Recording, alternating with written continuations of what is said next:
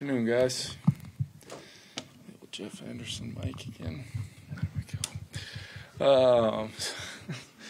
A lot of really good stuff on the tape. I know a lot of you guys kind of dive into watching the game back as well, so probably notice a lot of the performances that were individually out there that we're really proud of, and then just collectively, offense, defense, I thought had, days that really personified, a lot of the work, as I said, after the game that has really gone into kind of building up this year's version of our team, and looking forward to building upon it.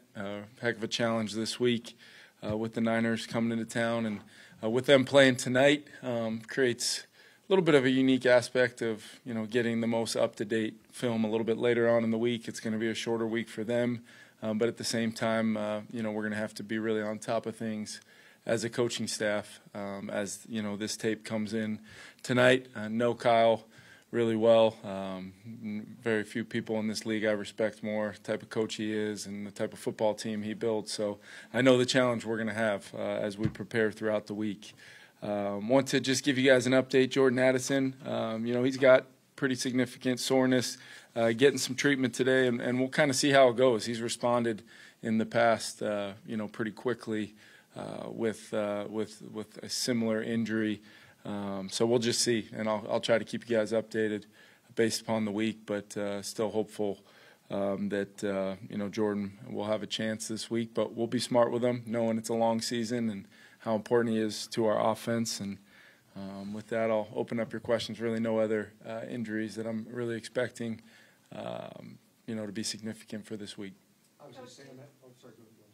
I was going to ask, with the game tonight, do you watch it via the broadcast and then go to the film, or do you just kind of wait for the film to come out? Or? Yeah, it's one of those things where I'll, probably watch it while I'm kind of simultaneously watching, the tape we do have. Kind of a unique thing sometimes. It's not the first time this has happened where we're playing an opponent. It's been a first this early in the year, so you're watching a lot of previous stuff. We did play them last year at home, so there's going to be some carryover. But they do have a new coordinator on defense, as opposed to guys that have called the plays there previously. So whatever version of their defense it is this year, they also have Brandon Staley there as well as their assistant head coach, who I know very well. So I think they've got a lot of really good coaches, and obviously Kyle's gonna have those guys playing really well. So we're gonna just have to have a good plan, great personnel on that side of the ball, on really their whole team, and we're gonna need to have a really, really good week of prep to play well. You talked yesterday a lot about Sam's successes. Did you see anything that you would like to clean up? Were there any plays that bothered you?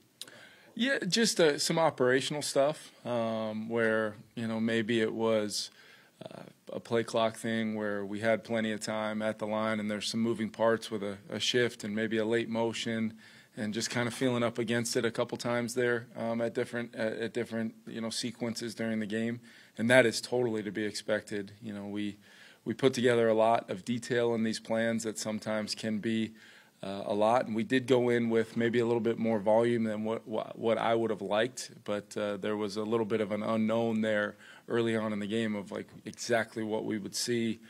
They're so versatile from a standpoint of, we saw 4-3 defense in the game, we saw base underfronts, we saw out of the same personnel groupings.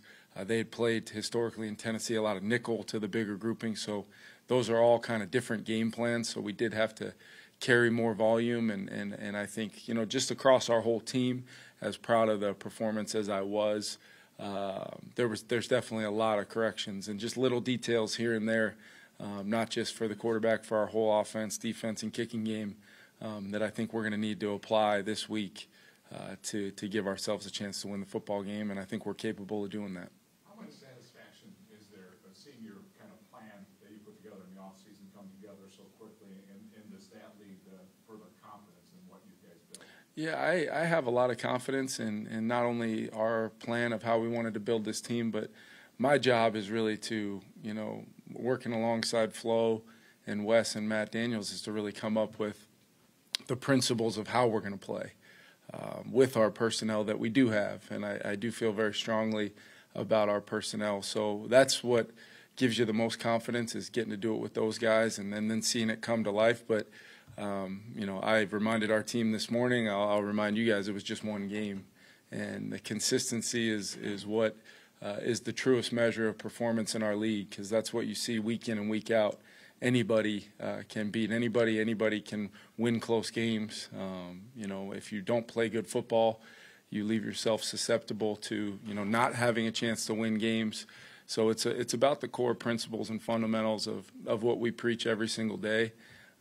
I did see some things that I've talked to you guys a lot about from a play style standpoint. I thought the line of scrimmage on both sides was, you know, there was a lot of really good performances. And, you know, a lot of times you're handing out game balls and you're doing different things, but you'd like to highlight guys like Harrison Phillips and Bullard and Tillery on that D-line. Blake, I thought was really solid. CD was his normal self over there on the left side. I thought the interior, playing against one of the best interior players individually in the National Football League, and he made his plays, and he's going to do that. But I thought for the most part to just kind of keep playing and stay true to, you know, what we wanted to execute outside of really the tip ball that ended up being intercepted. You know, schematically we did things in a good way all day long, and ended up being pretty proud of those guys' performances, knowing that we've got to improve. We better be better. You know, one of the things I've talked to the team about is getting better at getting better. Like, what does that even mean? Like, what does our minute-to-minute daily process after a win look like? Do we have the discipline to go continue chasing the principles and the things that we've been trying to do since we reported to camp? That's what I'm looking for. The wins and losses, the results, you know, I think you can always tie those things back to the things you did leading into the football game each and every week. Kevin, how close was the run for the running game? We spent a lot of time talking about that this summer, but how close was that to what you envisioned in terms of production split between Aaron and Ty, you know, play style and different types of play calls you had? How close was that to what you have kind of hoped it would be? Yeah, I think we saw, you know, Aaron really, as the game went on, really start to come to life and you know, get better as the game went on. I think Ty Chandler has kind of that same feeling, and that's the opener. That's really the first time you're really things are happening fast, and it's very physical. So sometimes it takes guys setting their pads up front and kind of getting a feel for what we're getting from a standpoint of scheme defensively. But in regards to the reps, I think it's going to be, you know, I'd maybe like to, you know, get a few more carries off, get a few more plays. I think, what did we have, 51 plays? There just wasn't, that's, you know, you have an early turnover backed up, and then the defense, as great as they were, you know, we gave them some short fields, and they held the Giants 0-3 in the red zone. They forced some fourth down stops, but we didn't win the time of possession. You know, we broke even on the turnover margin, and you know, we really didn't take advantage of. My hope deferring was to get a stop and hopefully get some good field position. We get that stop. We force them to go backwards on their first set of 3 downs, and then we get a penalty on the punt return that knocks us back, you know, inside our own 20. So it really, you know, there's a lot of areas, Kevin, that I think we can improve on, and the snap counts come with more volume of plays, because I think, what were we, 6.1 yards a play? You get that into the 60, 65-plus play range, and now we're kind of talking. So that's kind of where we were at yesterday. But I will say I thought Ty Chandler, the screen, very small play, the screen down in the low red, setting those blocks so that we weren't out leveraged. The 2nd and 9 backed up on the goal line, not an easy catch, to be able to use his explosiveness and catch and get north and get that first down to really start that 99-yard drive. And then you saw some just pretty darn special stuff running the football from Aaron there, making people miss in space, great feel for bouncing it in the red zone. So just, you know, there's a reason why Aaron Jones is here, and I think Vikings fans got to see a little bit of that yesterday. After the way last year went, what were your thoughts on the third snap, the ball coming up, and what did you say to the team at that point?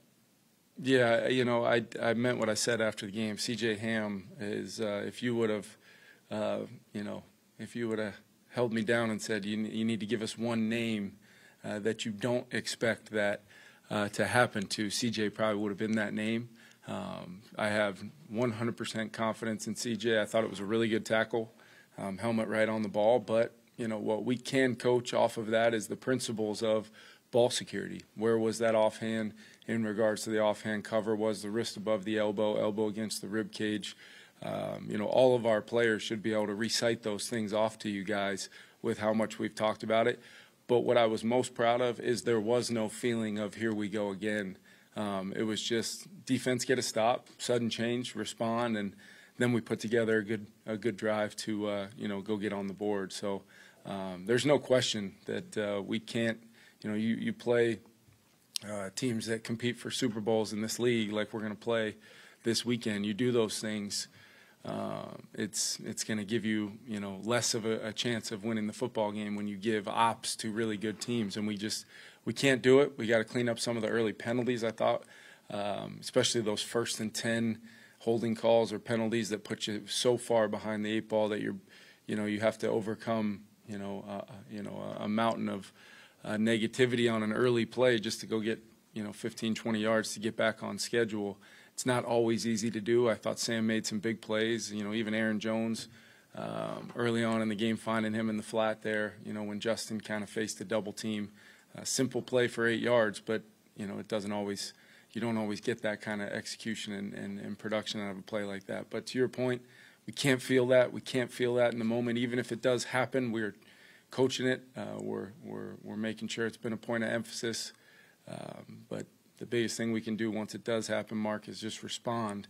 And then obviously, showed it, talked about it in the team meeting today, and make sure that we're doing everything we can to not have those things happen. Sam has talked about the benefit of being the backup last year, just kind of helped him from a preparation standpoint. Yeah.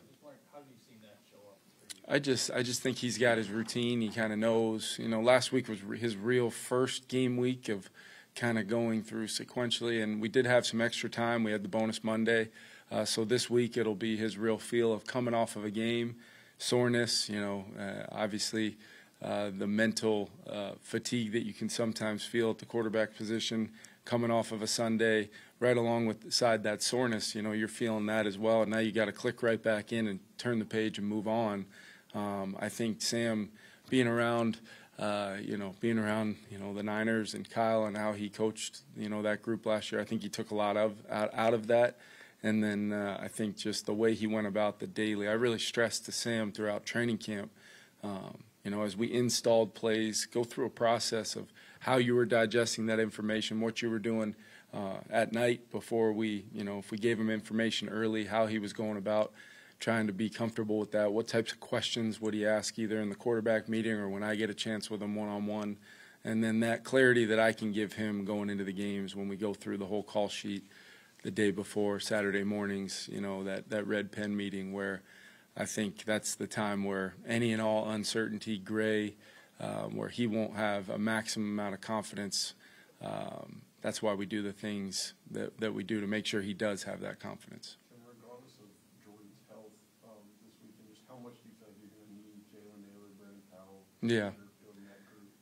Yeah, we're gonna need him. We knew kind of had a plan for Speedy rep count wise and what situations he would kind of be in the game, and he came out great. Not only just with the touchdown, and the elite ball spin there on the celebration, but he came out feeling really good with some confidence, obviously, of making a play like that in a big time moment in the game. So, regardless, Jordan, at the very most will be limited, and I know Jordan will be ready to go if we can get him out there, but I'm going to tell Speedy to prepare as if you're going to be playing a lot more snaps and a lot more first and second down, early down snaps, because that's why he's here.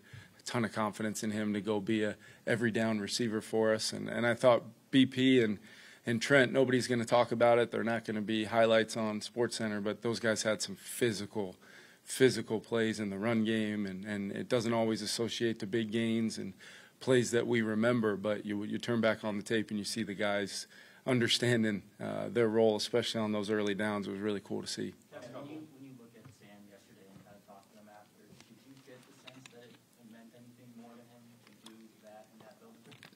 No, not really. I mean, I didn't get a chance to see him talk to you guys, but I think he mentioned to me something about just some people that worked at the stadium, some of the folks that he said hello to. Jihad Ward was kind of the same way. It really wasn't. I don't know whether, for whatever reason, it just doesn't hit his brain like that. He's too focused on kind of what we've talked about and playing the position and just it was his first start, so I think he was thinking about a lot of other things. But it may have helped just the surroundings, knowing where the play clock was, knowing where, whose sideline he'd be, which sideline he'd be on, and what locker room he'd be coming out of, all those things. But other than that, it was Sam was focused on the right stuff. Excuse me. Yeah, what did you see from your defense yesterday, particularly Coach Flores at the end of the game, how fired up he was for this unit? Yeah. What did you see from him? Yeah, I actually got warned by the official after Gink's touchdown. He came running over. I didn't know what he was going to tell me, and he said, "Hey, just a heads up, most of your defensive staff was just in the end zone." So I got on the headset and said, "I'm not mad. I'm just disappointed, But no, I actually told them to file it under the category of ignore what I'm about to say because I was right alongside with them. But yeah, I think that's the. I hope you guys have gotten enough out of our defense, especially the Harrys and Metellises and some of these guys, of the relationship and the dynamic between that coaching staff on the defensive side and the players. How this thing's been built, even with guys that have only been here a year, less than a year. That's a pretty tight-knit group. How they play and how Flo calls it and just that dynamic of playing defense is a real thing. And so when the game's going the way it was and they're playing pretty darn well and a lot of the things that he preaches has come to life, a lot of the, some of the things we wanted to do on those weighty downs, tighten up, play a little more man, that's coming to life. He can't help himself, but I just try to stay as far away from him as possible so there's no friendly fire there with a fist pump or, anything like that. I did, Ivan Pace got me one time on a celebration. I might end up on the injury report myself with a right thumb, so stay tuned on that. Specifically, Bernard, you didn't have a sack, right? But all the quarterback pressures, how much of a difference maker was he yesterday? Yeah, you guys probably felt it. Just the sack is a very easy, tangible stat to kind of look at and say, man, impact. But quarterback hits, knockdowns, hurries, that's kind of what we look at. And there was several plays that you probably saw where either JG wins quick, Tillery had a quick win. I think, Dallas and Hottie, Pat Jones working on some of those games away from the slide, quick wins. And if DJ could sit in there and kind of maybe get to 2 or 3 or 4, maybe there's a better progression for him. But I think he felt, I got to get the ball out of my hands. And it was not always 5, 6 guys pressuring. It was 4-man rush, different front structures, different games up front. I thought our rush plan was really good because, we witnessed it 2 years ago where you let him out of the pocket, he can change the game. And even when he did move, it just always seemed like we were disciplined in our rush games and kept him in there and got him on the ground when we needed to, forced throwaways when we could. And I thought that was a big-time winning edge for us with those guys up front. Thanks, everyone. Thank you.